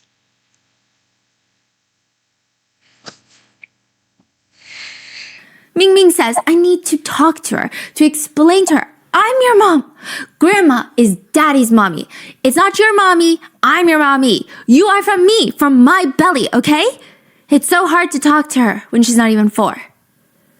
What? She's not even 4? Are sitting in separate interrogation rooms now in the police station. Ashley's body has been found.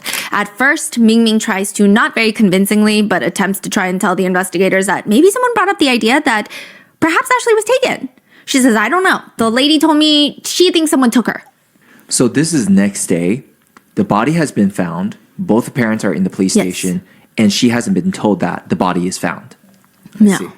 In Ming's interrogation room, there's a female and male interrogator, as well as a female Chinese translator that will come in and out. The detectives try to explain how he sat with Jojo alone to ask her questions, and he asks Ming. And it's very interesting. Ming has her hands placed on the table. They're folded. It's almost like she's in a work meeting. Do you know what I asked your oldest daughter? I asked her, I said, where's your sister at? Do you know what she told me? Mommy and Daddy don't want me to tell you what happened. No way. She's not going to say that because okay. Can I tell you something else? No, you jumped in too quick, detective. She said because she wanted to say because we beat her ass to the point that she's not going to tell you that. You cut her off. She was going to say something. I think that would have been incriminating. I feel it in my soul. She does not care. Her body language is not of somebody that cares. I do not care. Look at that. All the while, you know your child is unalived in the crawl space. You know that. And look at how they're acting. That guy, that man is demonic. That man is so... He acted calm all that while. He acted calm all that while. Called 911 too. And the 5-year-old girl was in the crawl space. You want me to tell you? Sure. Okay. What? We found Ashley. Okay. What is Ashley? She's deceased. What? Right? Do you want me to tell you where we found her? You want to tell us what happened now? I don't know. Oh, you don't know, I think huh? you're a good, caring person that was overwhelmed by a lot of things because that's what you're telling us.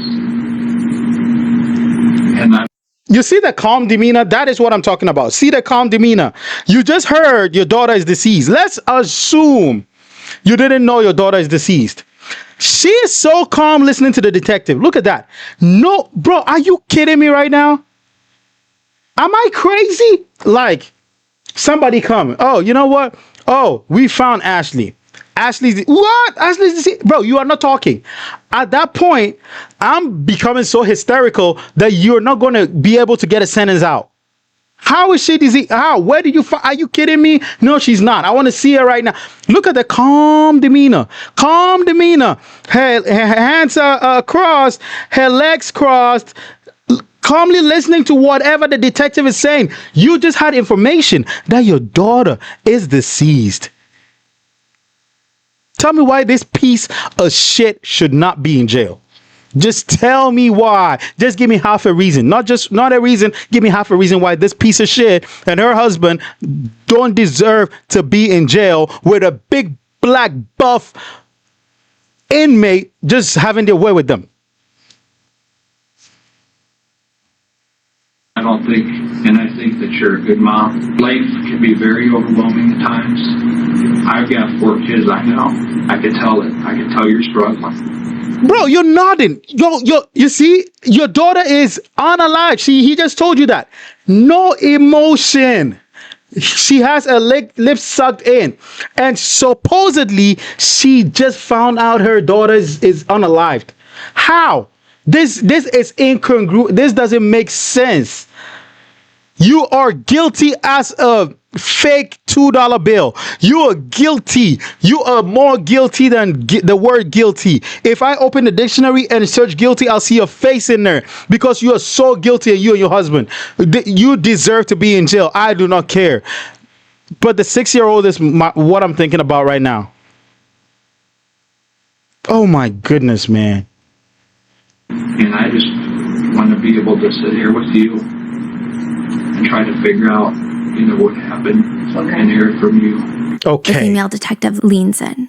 What happened at the restaurant? What are you talking about? We know something happened at the restaurant, so we're trying to figure out what led up to that. I don't know. I think accidents happen too, and I think that there could be something that happened that was an accident, and you didn't mean for it to happen, or your husband didn't mean for it to happen. Jojo didn't mean for it to happen, so we need to figure out some sort of accident happened so we can understand. I just know what Jojo told me. How do you think she's feeling right now? This is the male detective. I don't know.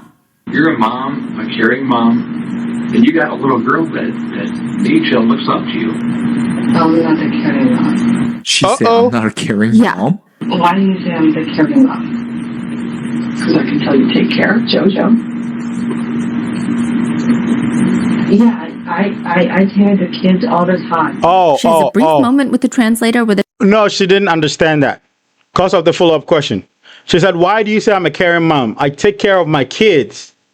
So she didn't understand the word caring mom. Remember, she's not from, English is probably not her first language. So I understand that. It first sounded like, oh my goodness, put her ass in jail right now. But I understand that. It doesn't excuse her. She still needs to be in jail.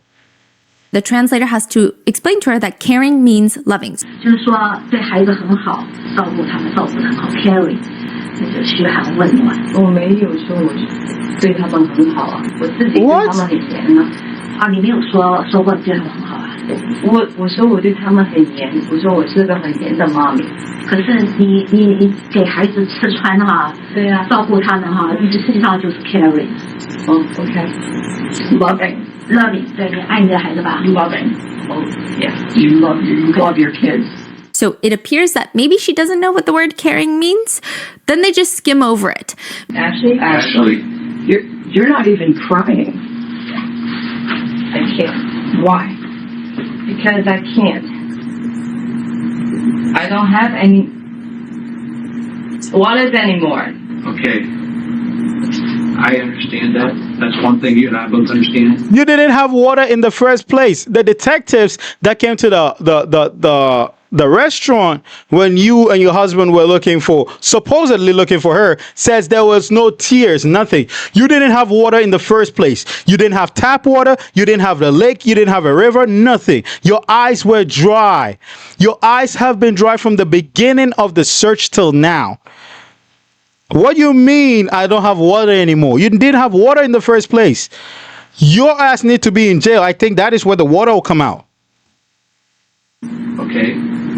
What happened to her? The male detective on the side starts getting aggressive with Ming Ming. He leans forward. He's raising his voice.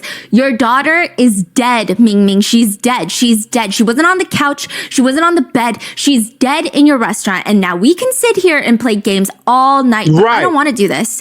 I know that you love your daughters. You told us. Do you think that JoJo wants to go through this and lose her sister? Do you want to sit and play whatever and say, I don't know what happened? What happened to Ashley? How did she end up dead in your restaurant?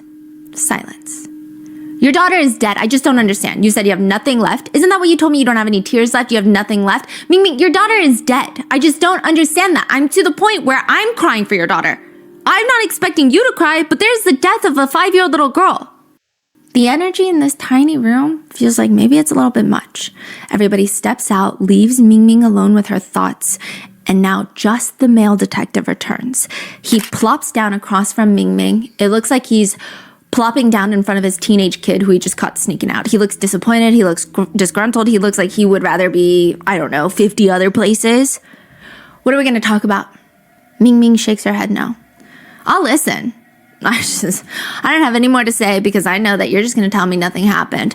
I just want to find out what happened to her. I can see it in your eyes that something happened. I'm so tired. How do you think I am? Don't you think I'm tired? Yes. I was at home with my family last night, okay? I didn't get no sleep. So I woke up yesterday, Monday morning at 5:30 in the morning. I haven't been to bed since, okay? My job's to help people, but also give people closure, okay? Your husband called me because your daughter is missing. That's the report that I got, okay?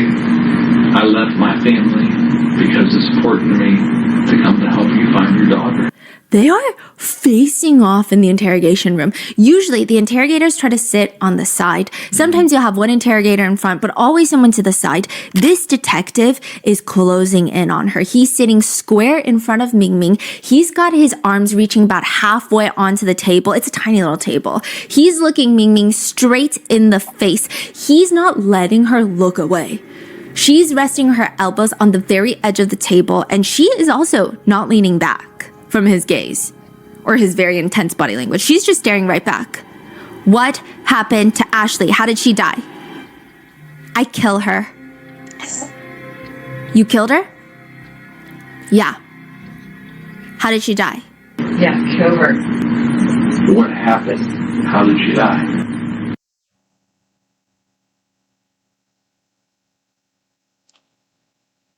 She said that nonchalantly. Yeah, I killed her. Yeah, I kill her. Wow. I thought it was going to even take a little bit of effort, like deny, and then effort. And then you're busting out crying, and like, yeah, it was a mistake. It was a mistake. It was a, bro, eyes dry, everything. Yeah, I killed her. Yeah, I killed her. Wow. That is apparent. Just kill her, and then she died. How did you kill her? Did you hit her? Did she trip? Did she fall? I understand that, sir. Okay. Did you hit her? Yeah. Okay. How'd you hit her? How? Yeah. You can to do that? Okay. Yeah. Is that what happened? Yeah. How many times did you hit her? I don't know. What happened after she died? After she will die, Yeah. she just died. Okay. What did you do with her after you died? What's your time? Nothing. Just leave her there.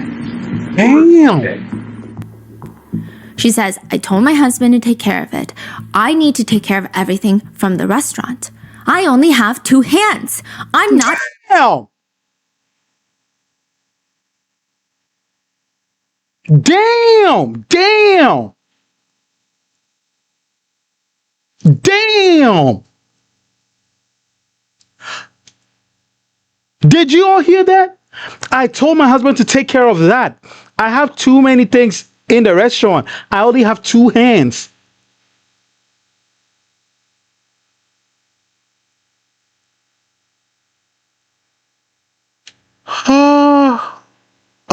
Oh my, bro, they didn't deserve Ashley. Both of them don't deserve, even the 6-year-old. They don't deserve anything. They deserve bad things to happen to them. Bad things upon bad things upon bad things. Bro. Did you hear that? 4 hands, girl. I'm 2 hands. I don't want to do that to Ashley, but you can't control yourself sometimes. Sometimes if you do it 1 time, that means you have to do it 2 times. If you do it 2 times, then you have to do it 3 times. I don't want to do that, but I can't control myself. Meanwhile, Liang, the dad, is in the next interrogation room over, explaining, my wife, she's not a bad person. I mean, I married her. I wouldn't marry her if she was physically abusive in the beginning because, see, my daughter... Man, if you don't shut your ass up, if you don't shut up, bro, shut up. Shut up. Shut up. Shut up. I did 5 minutes in that room with you. Your kung fu won't work on me. I will all kinds of revenge, bro. Shut up. You are crazy. You are both psychopaths and sociopaths at the same time. You are crazy. Shut up. Talking about she's a good woman.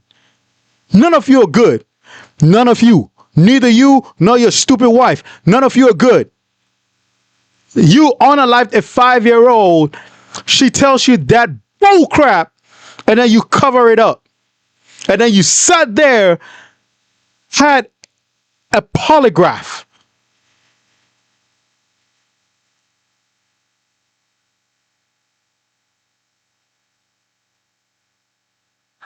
Bro, I am having bad intentions in my head, man. And look at the look, man. Somebody smack this guy into next week, please. Daughter, she's 6 years old, Jojo. Took care of both of us for 6 years. Not once did my wife physically abuse Jojo out of anger or anything like that. We spanked her if she did something wrong, but nothing like the bruises on her or like all over the place that you found on Ashley. My wife is a good person. I know it's very hard to believe seeing Ashley, but look at Jojo. Look at Jojo. Ming Ming is a good person. She's a good mother. She just has problems. Why didn't you ever report the abuse to law enforcement? I was worried. Scared that that's going to take my wife away. Well, how bad? I mean, what kind of abuse are we talking? It's not like initially so bad. If it was initially so bad, I would probably report it, but just, it worked. Escalated? Yeah, and then at that point, I was like, she got so much bruises on her, I can't call it in anymore. Well, would she twist her arm? Would she kick her? Would she hit her? What happened? Pretty much all of it, twist her arm. Hey, you are the dad. Are you serious? He's talking like he was a worker. He's talking like Ashley was her master or Ashley was like her employer. I'm sorry. Ming Ming. You're the husband. You're the father of the child. If your wife is kicking, stomping her, and you stand and watch, and at first it wasn't like this, and no, I can't call it in anymore. What the hell are you doing? What the hell are you doing? Where's your manhood? Where are your balls? Oh, she grabbed it and put it at the crawl space. You've got no balls. You can protect your daughter, and you're sitting there saying she's a good person? Bro, that is a slap in the face. Are you serious? You watch your wife do this over a period of time? No wonder the inspector went there and saw the girl reclusive watching the floor because of what she does to her and the shield of a father she has, the lack of backbone of a father she has too. The child had nobody. You have an evil father, an evil mother, and a father who is dickless, ballsless.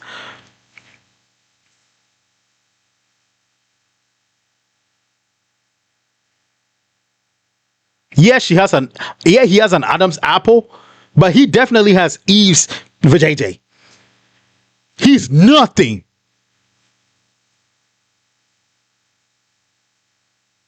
Pretty much all of it. Twist her arm, kick her, hit her. And what did you do?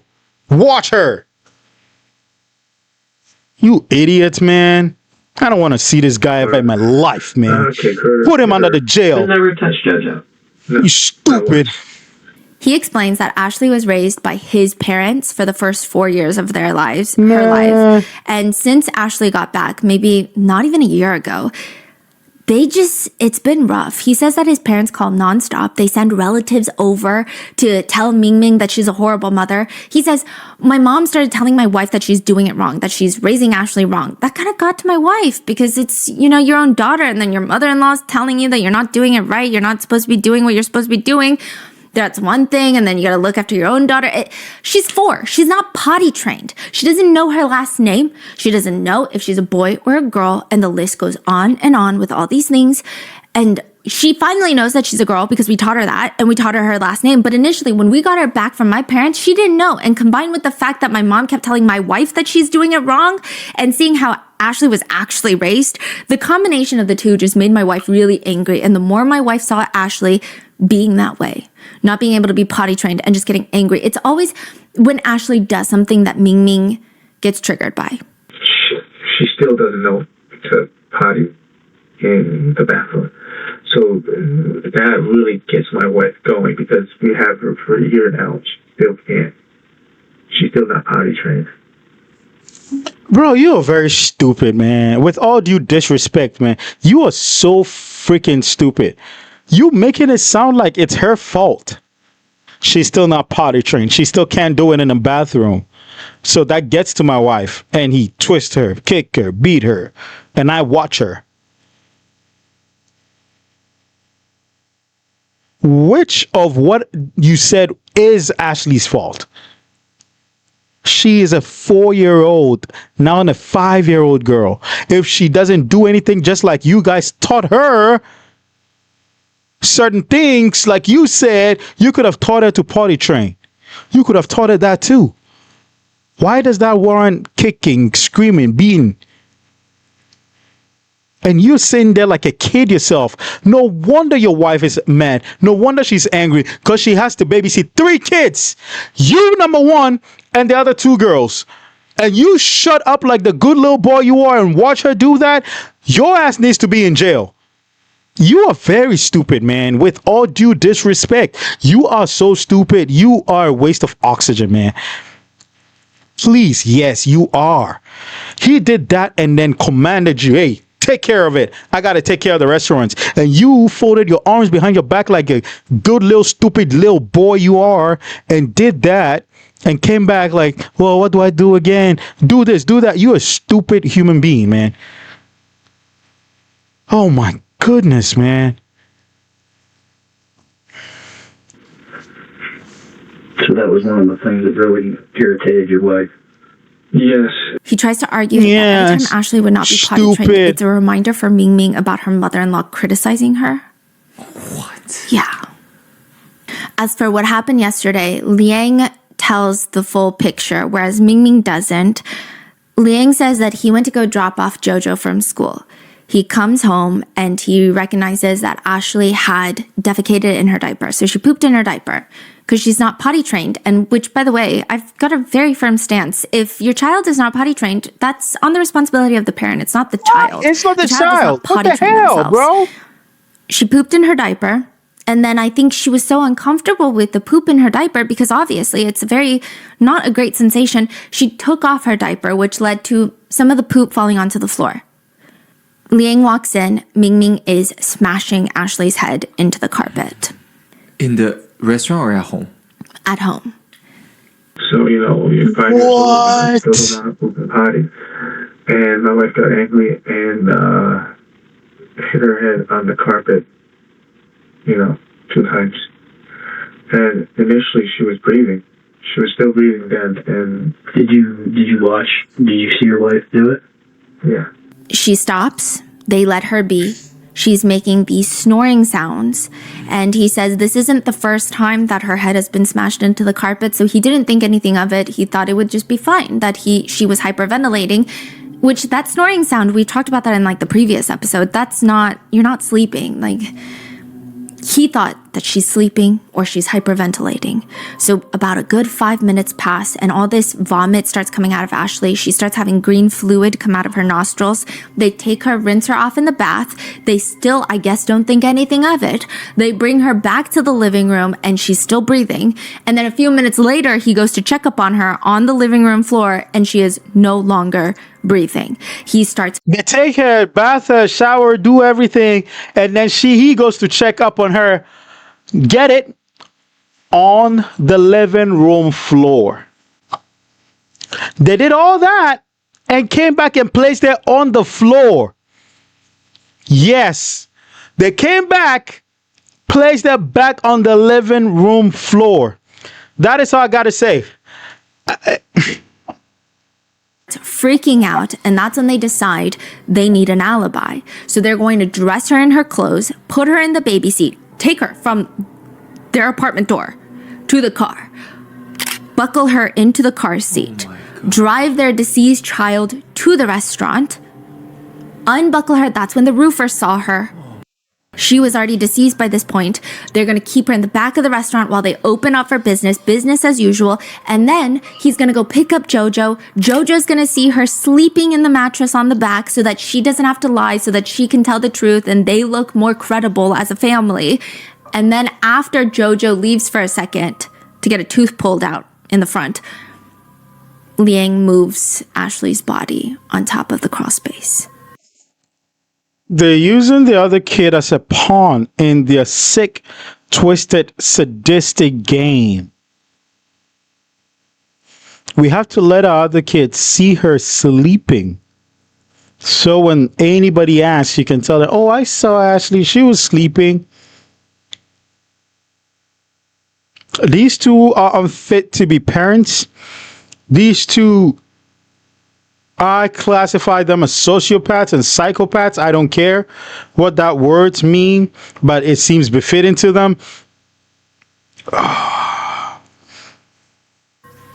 It's sick and twisted that they're using their eldest daughter as an alibi. Right. But he also says, I didn't know it was going to be this serious. He just thought that he was going to call 911 and they were going to say, okay, your daughter is missing. He said, I didn't know the procedure. We didn't think that I was going to be coming down here taking a polygraph. I was going to be asked so many questions, that it was going to be involving so many people. If we knew that there was going to be 100 people searching, maybe even more, I don't even know. I'm just sorry. You guys actually cooked and served meals while your daughter was laying there. Yes. And went on business as usual. Yes. Both of us were afraid what was going to happen. If we did, we were afraid that we're going to lose our daughter, we're going to lose our family, the restaurant, the house that we're getting, everything in our life that, that we worked so hard for the past 6 years. This was going to be gone. See, he is so acting like he's so nice, right? He's saying, I didn't know, my wife is nice, I'm just cleaning up, I'm scared, this and that. He doesn't even care. The daughter died. Yeah, later he keeps calling Ashley it. Did you and your wife both agree on putting her there in that container? I mean, we talked about places and I said this is probably the best place to do it. It's well ventilated with the salt in it and we're not going to be worried about the temperature because it's cooler up there. Now, side note, there are speculations by netizens, and as someone who knows a lot of people close to me that are autistic, there are speculations that perhaps Ashley was on the spectrum. At one point in the interrogation with Liang, the dad, he shows the police how Ashley was standing, which seems to irk him. To the point where it sounds like he's almost justifying their abuse to Ashley in some regard. He says, this is how she would stand. I don't know where you get that. I don't know how she did that, but my mother never corrected her, and this is not how a person stands. So he stands up in the interrogation room. He takes off his hoodie for this demonstration. He stands on his tippy toes, and his arms are bent, and a lot of people with autism called them like T-Rex arms. And they could be indicators for younger children where maybe diagnosing is a little bit harder. This seems to be something that some doctors who specialize in the diagnosis look for. And that her hands would be kind of bent at the elbows and then bent at the wrist with her hands kind of flapping forward. And then sometimes she would put all of her weight on just one foot. And then the other one would just be tippy-toeing. And again, tippy-toes is another sign that a lot of parents with autistic children look out for. And she would just do that. Pretty much, we correct her, she would do it, correct her and do it, she would do it. A lot of things. There's a lot of things that we felt that my mom had her for 4 years that she should correct these things. So, every single time when Ashley do something like that, it would trigger my wife because my wife would be reminded of what my mom said. And he said, "You are a stupid piece of rat's turd." And whenever I say rat's turd, I don't know if you guys understand it. Turd is shit, basically. He is a stupid piece of rat's turd. Now, any good parent who sees signs that they don't like on their kid, what triggers in the parents is concern and how to get the child safe and how to get help for the child. Regardless of what your mother said, her mom said, her dad said, your dad said, regardless, irrespective of that, the child becomes priority. You need to get the child safe. You need to get the child not treated, but you need to get the child help, essentially. It triggered her to beat your child, and your stupid ass watch all these happen. Questioning the child, where did you get that from? Where did you get your brain from? Because I think you didn't pick it up. You left it there. And your wife left her brain all the way a mile behind. You were both knuckleheads in a place with no brains. The child didn't do that on her own, dumbasses. If she did that, it was cause for help, for concern. Not for you to be triggered to beat her and ask her, where'd you get that from? And my mom couldn't correct her. So where did she get that from? To the point that you take off your jacket to demonstrate that. And you think that would be a good reason, or that would justify what you did to the child?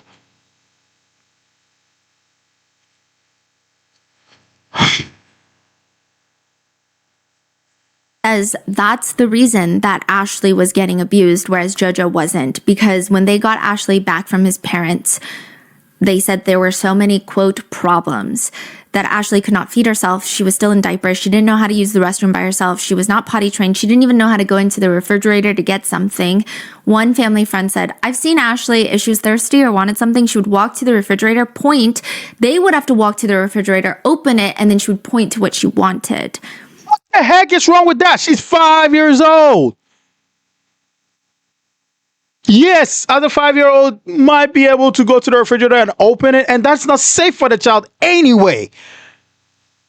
Oh, what if she opened it, tried to get something out, and something hits her, and that's another problem? And then, oh yeah, we don't know what's wrong with Ashley. Instead of she pointing out what she wanted so an adult can go get it for her, she opened it and then tried to take it, and now look at her.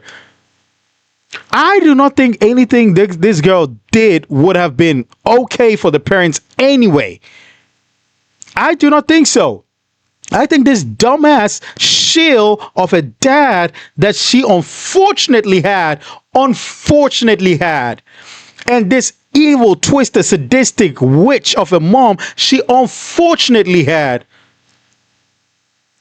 was her doom. And man.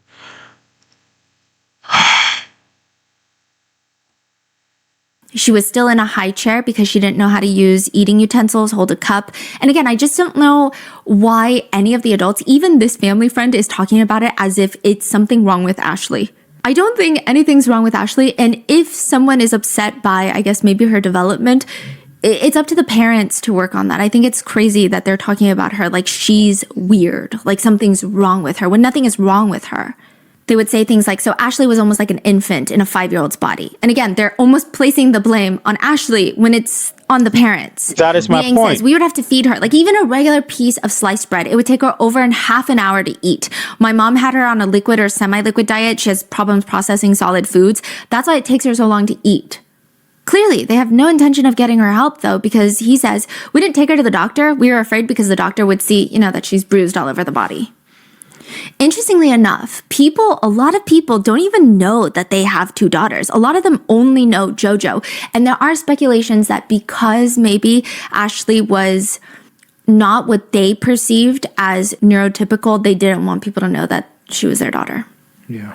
And it's kind of gross because in Liang's interrogation, he continues to state that, yeah, okay, fine, Ming Ming's going to jail, I'm going to jail, but guess what? I don't want JoJo to be raised by my family. I want her to go into foster care.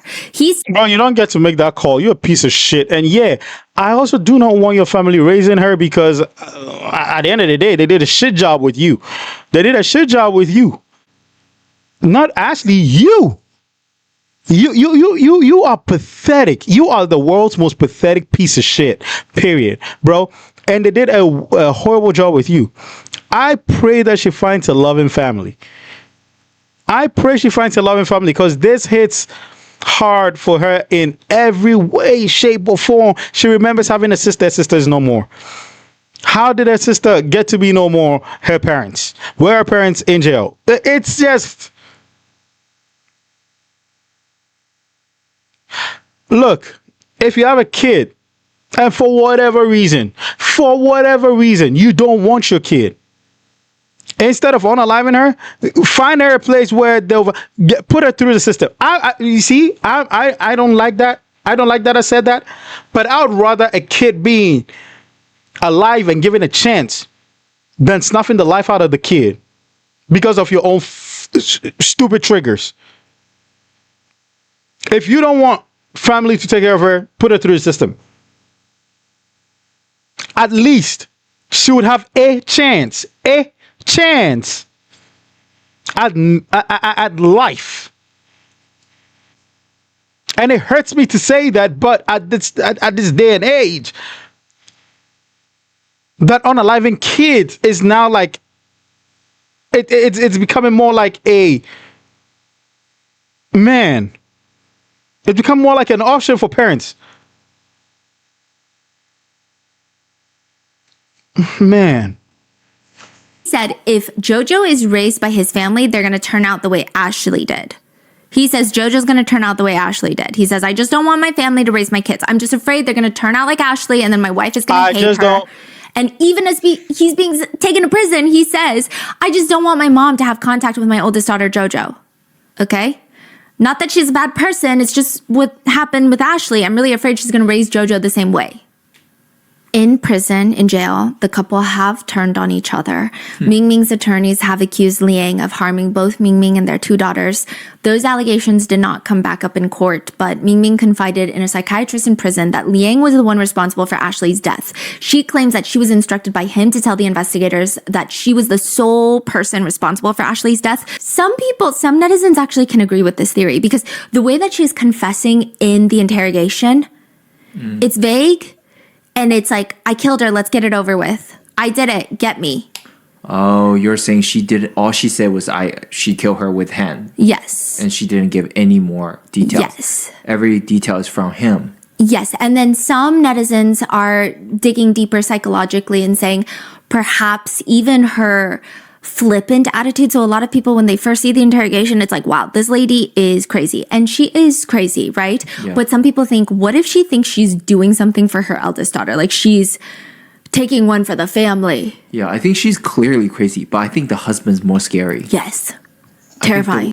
Yeah, and I would agree with that. A few reasons. One, she didn't show a slither of remorse. Now, let's assume what she's saying about the guy causing the unalivement is true. There will be a sliver of emotions after she confesses that. We've seen people that have turned on each other, and then when the innocent party is interviewed or something like that, you see them like kind of like break down, show like remorse, like I didn't want to do it. He forced me to do it. He threatened my life. None of that. She was still stoic. She still did not care. I believe the fact that they both did not care for Ashley. Anyway, the father is disgusting because with their enactments and everything, you could tell he was also a part of the bullying and stuff like that. But her mother is not innocent either. Whether she's covering it up or not, she knows a lot. and she was a participant. That is why she didn't have a sliver of. She wanted to get it over with. I can understand that. Maybe the father did that, but she is still a part of it. She never broke down. Never. Not even once. Everything, the whole way he carried himself. Like, my wife is such a good person, but also she murdered our daughter in cold blood. Yeah. He's in his mind, the story he tells is, oh, I love my wife and I'm protecting her. Yeah. But truly, if you think more, he's like, clearly messed up. So the argument by the people that believe, and again, nobody is feeling sympathy for Ming Ming, but they're saying that maybe Liang is the one that killed the daughter, and perhaps Ming Ming took the fall because Ming Ming is not in the US legally. So she doesn't have her papers. And so maybe she thought, either way, if he goes to prison, I'm going to get deported, and then JoJo's going to have nobody. So what exactly did she say? She said he killed the daughter. Yes, and that he has been abusive to not just her, but also the daughters. And he threatened her, if you don't take the fall, you're going to get deported, and JoJo's going to go into foster care, and I'm going to go to prison. And then she says that she originally took the hit for it until she realized that he requested JoJo to be sent off to foster care regardless. And the netizens believe this theory. Not, again, no sympathy for Ming Ming, but they have scoured through the Ong's Chinese Cuisine restaurant Facebook page.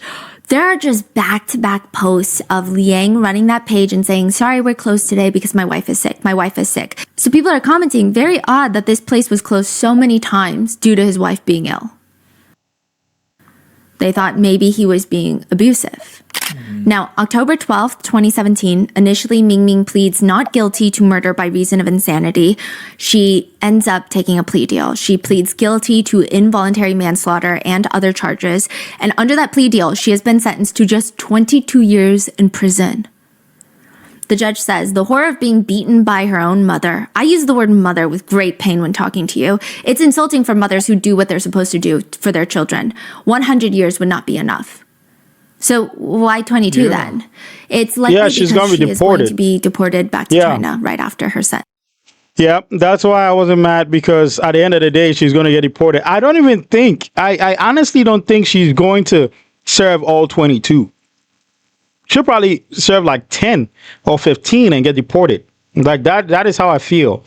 Because if you realize immigrants who do not have their permanent residency and stuff like that, whenever they commit crimes and they're sentenced, they are sent in for a short while and then they're deported right after. So, yeah, I mean, the 22 years, I wasn't. The dad is the problem. The dad is a citizen. I expect him to be in for life or something. In 2040. Meanwhile, Liang is serving a 12-year sentence for his part of the crime. He will be eligible for release in 2030, which netizens are very upset by, because during his own interrogation with the police, he says, let's say I went through with this and I didn't get caught. I'm going to be looking over my shoulder for I don't know how long, because a dead body is there that I eventually have to get rid of. And if you put it in the ocean, the tide can wash it back. If you bury it, animals can get at it. Someone can find it. If you burn it, there's a chance someone is going to see you, because it's going to be a very big fire. You're not going to do it during the day. You're going to do it during the night. So when you're burning a big flame at night, someone is going to see it. We thought about all of this. And honestly, we weren't really too sure what to do after that. One officer writes in his report, during the interview with Liang Jiao, he shows no remorse for Ashley. The only time he showed remorse for was when he found out that he would not be able to see his daughter JoJo. Even during his sentencing, he tells the judge, a year ago yesterday, I lost my daughter. And he says nothing of any substantial value or emotional substance.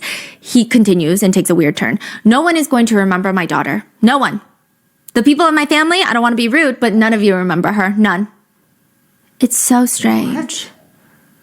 And it's just left netizens with like a really bad taste in their mouth. There are a lot of people from the community that are confused, writing, they look so nice. They seemed like good people. Others writing, I remember this case. I was a new mom and I couldn't even fathom someone being able to do something like that. We all prayed together in front of the restaurant and left flowers and stuffed animals. They actually demolished and rebuilt the strip mall not too long after it happened, but We're never going to forget that poor baby girl. Another comment reads, if your child isn't potty trained at 5, that's completely on you. That is the responsibility of the parent, not the child. She was probably under constant stress that she had that little bladder control. Others are traumatized by their Asian parents actually using this case against them. One netizen writes, my mother would have loved to use this case to tell me how good I had it. Weirdly, she always tells me to read child abuse books and tell me how good I have it. Bro, it's the same as parents telling you, I brought you to this world, I can take you out of it. It's like, you see what happened? You see what happened to so and so? That's how good you have it, because I'm not doing that to you. I'm not on your throat, strength. I'm not doing all that. That's how good you had it. That's when she tells you to go run errands. You do it in record time because, yeah, you don't want it to take a weird turn for the worse. But rest in peace to Ashley, man. Others write, it sounds like poor baby Ashley was autistic and needed early intervention. This breaks my heart. I hope they get buried in jail. The fact that they used their other daughter and let her see her sister, quote, sleeping as an alibi makes me want to throw up. The reviews to the restaurant now just read, not child-friendly. And that is the case with Ashley Zhao. What are your thoughts? Let me know in the comments. Be safe, and I will see you in the next one. I'll take it a step further and say not human friendly. Not human friendly. That's how I'll put it. Oh my goodness. What a story. When I saw the title, I was like, yeah, I gotta get on this, but dang. How could so-called parents be so wicked to the point that they separate the love they have for both kids? We love this kid because we're raising them. We hate this kid. That is unbelievable. Both of them? Why did a dad have 12 years? Like 12 years? Why? I'm so mad at that. Her mom's definitely going back to China and not coming back. But her dad needed more than that. To be very, very honest. This is so sad. This is horrible. This is horrific, horrendous. I can't imagine a world where a child can be treated like this and then the parents justifying it. Look, the father is the most biggest piece of shit I ever. Man, I'm so. Like, share, subscribe. Drop your drop your requests on Discord. I'll be getting to them one at a time. I love you all so much. Until next time, peace. Tune in, hit play, let's take a ride around the world with Steven. We worldwide. Stories so wild, they keep you hooked. Subscribe and share, come take a look. Reacting to the stories, the crazy, the real. With every new video, we bring the thrill. From mysteries to drama, we cover it all. Join the fans.